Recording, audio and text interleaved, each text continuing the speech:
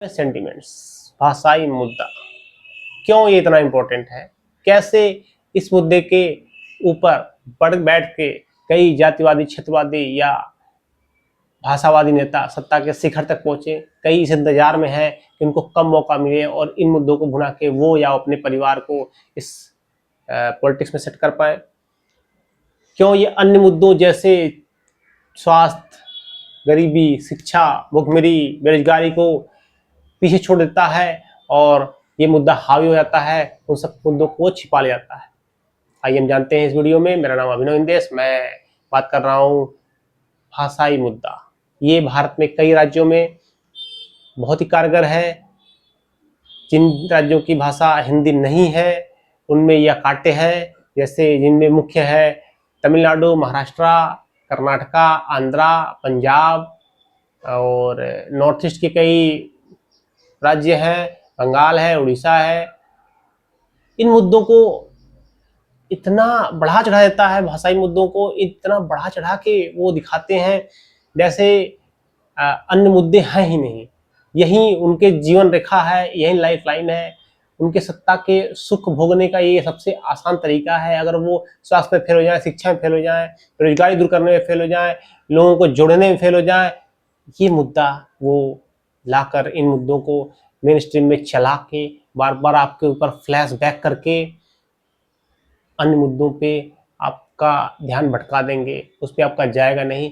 ये अफीम की तरह काम करता है। इसे कहते हैं अफीम का नशा। भाषाई मुद्दा लाओ और सत्ता सुख पाओ। बहुत ही आसान और साधारण सा ये एक मुद्दा है, लेकिन उसको इतना बढ़ा चढ़ा दिया जाता है, इतना एग्रेसिवली, इतना क्रिमिनल किया जाता है और प्लान वे में किया जाता है कि आप लोग समझ ही नहीं पाते। आम पब्लिक को पता नहीं चलता कि ये क्यों उनके साथ ऐसा खेल खेला जा रहा है, जबकि वही लोग अन्य जो भाषाएं हैं जिससे कि प्रॉफिट होता है, जिससे कि उनके रोजगार मिलता है या मिल सकता है, उस पर वो बातें नहीं करते, जैसे इंग्लिश है या अन्य दुनिया की भाषाएं हैं। तो और इस मुद्दे को उठाता कौन है? जो हर चीज में फेल चुका, हर एक कार्य में फेल हो चुका है, वो इन मुद्दों को लेके आता है, बार बार लाता है, कई बार लाता है। अब इन मुद्दों को लाने में और इन मुद्दों को उठाने में उनको प्रॉफिट क्या होता है? ये जब मुद्दा उठता है तो ये सबसे अधिक इसके प्रभाव किस पे पड़ता है? प्रभाव पड़ता है सबसे गरीब, सबसे निचले तबके पे जो लोग हैं, जो हमारे देश में सबसे पहले नीचे से पहले पायदान पे हैं, उन लोगों पे ये मुद्दे प्रभाव डालते हैं। जैसे कि ऑटो वाले, गेटमैन, सिक्योरिटी वाले, लाई चूरा बेचने वाले, लाई मुरी बेचने वाले, जो सफाई कर्मी हैं, जो बहुत ही छोटे या बहुत ही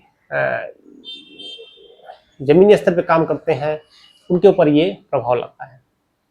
क्योंकि इसमें जो मारने वाले हैं, जो लोगों को, जो अपने नेताओं को फॉलो करके और इन सब लोगों को परेशान करते हैं, वो भी बहुत ही गरीब और बहुत ही मजबूर किस्म के लोग हैं। वो डेली अपने रोजगार के लिए, अपने बच्चों को, अपने घर का पेट पालने के लिए रोज निकलते हैं और रोज वो वहीं 100, 200, 500 रुपए के लिए काम करते हैं, और जिनको वो प्रताड़ित करते हैं, मारते हैं, वो भी उन्हीं लेवल के हैं। तो इसका मेन जो खामियाजा भुगतता है वो सबसे गरीब लोग, जिनके पास पैसे नहीं है। अगर वो चोट लग जाता है तो उनको पास दवा के लिए पैसे नहीं है, और वही लोग इसके सबसे अधिक भुक्तभोगी हैं। अब जो हमारे देश में आप देखिए, जैसे महाराष्ट्र में है, तमिलनाडु में, केरल, कर्नाटक, जहाँ भी ये मुद्दे बहुत ही प्रभावी रूप से कारगर है, वहाँ पे देखिए उन लोगों को, जो उनके छोटे कार्यकर्ता हैं, जिनको सिर्फ उन पार्टियों में झंडा उठाने के लिए या उनको नारे लगाने के लिए जोड़ा गया है या इनको यूज किया जाता है, वो लोग इस मुद्दे पे अन्य जो बेचारे गरीब हैं, मजदूर हैं, उनको मारते हैं, उनको या बोलते हैं तुमने क्यों नहीं हमारी लैंग्वेज, यहाँ का भाषा सीखा। अब भाई एक चीज बता दो, अगर वो इतने ही उनका ब्रिलियंट दिमाग के होते, उनके पास इतना ही फ्रेश माइंड होता, तो वो पढ़ लिख के वो आपके यहाँ आते, वो आपके यहाँ के आके मजदूरी करते, वो गेटमैन, वो ऑटो चला रहे होते नहीं, वो पढ़ लिख के डीएम बन जाते। अगर वो इतने ही शार्प माइंडेड होते और तुरंत पढ़ के और वो हर लैंग्वेज सीख लेते, तो वो दुनिया में लैंग्वेज, जो लैंग्वेज चल रहे हैं उनका इंटरप्रेटर बन जाते, उनका भाषा परिवर्तित बन जाते। तो वो मराठी और वो तमिल या बंगाली या पंजाबी क्यों सीखेंगे? या जो यहाँ पे लोग हैं, जो पंजाब में है, जो बंगाल में है, जो महाराष्ट्र में है, जो केरल में, कर्नाटका में है, आंध्रा में, वो मजदूर क्लास लोग जब बाहर जाते हैं तो क्या इतनी जल्दी से सीख लेते हैं उनकी भाषाएं? नहीं सीख पाते। अगर सीखना ही है तो फिर वो जर्मन सीखेंगे, जापानी सीखेंगे, चाइनीज सीखेंगे, अमेरिकन सीखेंगे, इंग्लिश सीखेंगे। वो क्यों यहाँ पे आएंगे मार खाने के लिए? वो वहां जाके नौकरी करेंगे, डॉलर में पैसा कमाएंगे। लेकिन वो इतने ही शार्प माइंडेड होते तो वो डीएम ना होते, वो यहाँ करने आते आपके पास मजदूरी। हाँ, उनके बच्चे को वो पढ़ाएंगे, अगर वहां पे आ गए हैं तो पढ़ाएंगे लिखाएंगे, और हो सकता है वो अच्छे से उस स्टेट का लैंग्वेज को अडॉप्ट कर लें, वो पढ़े लिखें।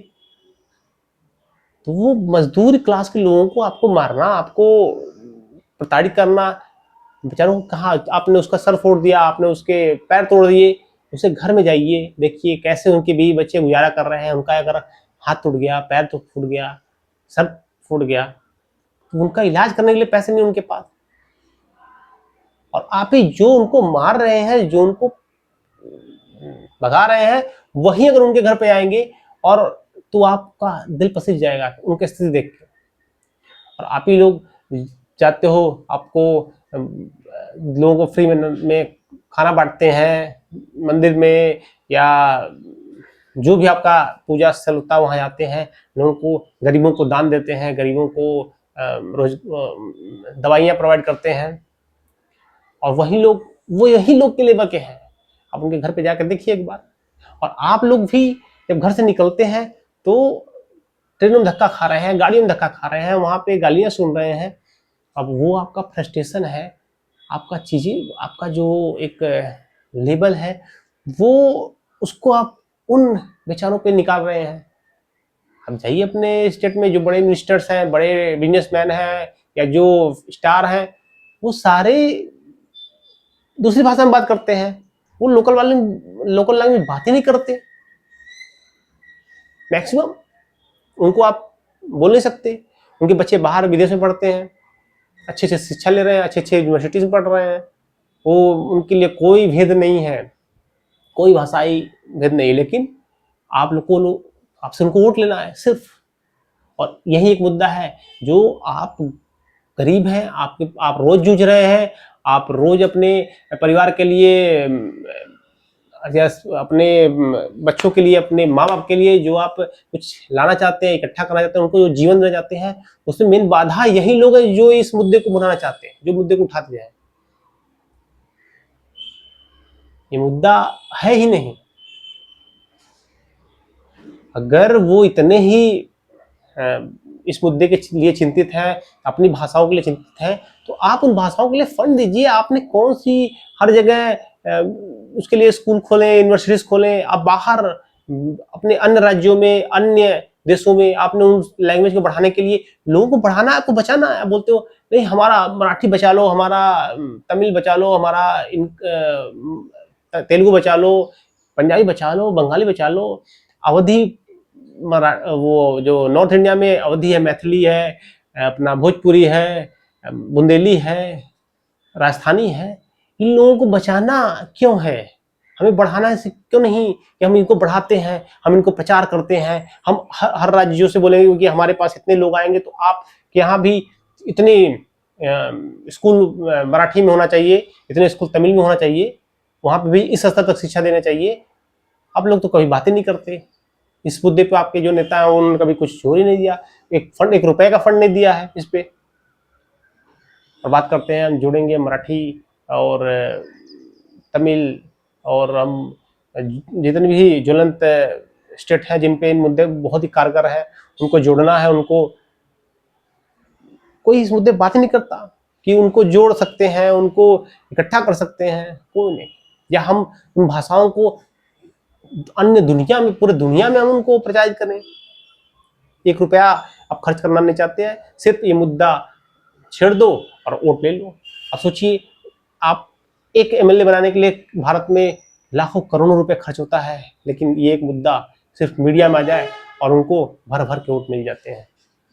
तो कितना आसान मुद्दा है, ना 1 रुपया देना है, ना 1 रुपया खर्च करना है, ना मेहनत करना है, ना ही काम करना है, ये मुद्दा छेड़ देना है और उनको वोट मिल जाएगा। तो मूर्ख कौन बन रहा है?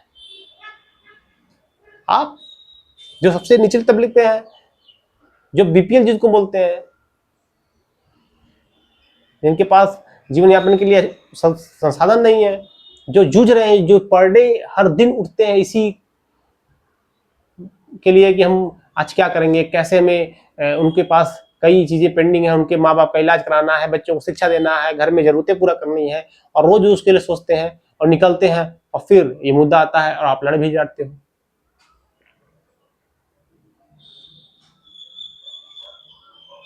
आप इस पे ध्यान दीजिए, आप इन सब चीजों पे सोचिए कि ये आपके खिलाफ है या आपके साथ है। ये आपके जो नेता हैं, जो बड़े बड़े जो पॉलिटिशियन हैं, वो लोग आपके साथ हैं या आपको परेशान कर रहे हैं, आपके जो बेसिक चीज हैं उनको खत्म कर रहे हैं, गायब कर रहे हैं, जो आपको संसाधन मिलने वाले हैं उनको वो खा जा रहे हैं, वो लूट रहे हैं इस मुद्दे के पीछे आपको, और आप लूट रहे हो और मार किसको रहे हो? वो बेचारा गरीब जो बाहर से आया है, जो अशिक्षित है, वो नहीं पढ़ सकता है, वो यहाँ पर रह के या 10 दिन 20 दिन या 1 साल 2 साल में वो सीखने की कोशिश कर सकता है, लेकिन वो इतना ही शार्प माइंडेड होता तो वो कब का सीख लेता। तो आप लोग ध्यान दीजिए और इन मुद्दों को गरीबों पे नहीं, उनसे बोलिए, आप इन पे फंड इकट्ठा करिए, पढ़ाइए लिखाइए, उनके लिए आप शाम को क्लास अटेंड करवाइए, उनके लिए आप नए नए जन जागरूक का एक शाम को, या जब उनको मौका मिलेगा, वो तो काम कर रहे हैं बेचारे, अगर वो एक दिन काम नहीं करेंगे तो उनके घर पे, उनके गांव पे, उनके या उनके यहीं पे जो उनके बच्चे हैं, बीवी हैं, उनको कौन पैसा देगा, कहाँ से आएगा? तो वो भी सोचते हुए उनको कोई कैंप खोलिए, ट्रेनिंग कैंप खोलिए, पढ़ाइए लिखाइए, धीरे धीरे वो अडॉप्ट करेंगे। उनकी भी जिम्मेदारी होनी चाहिए कि वो थोड़ा सा इसमें एफर्ट लगाएं, अगर सीख सकते हैं तो सीख लें।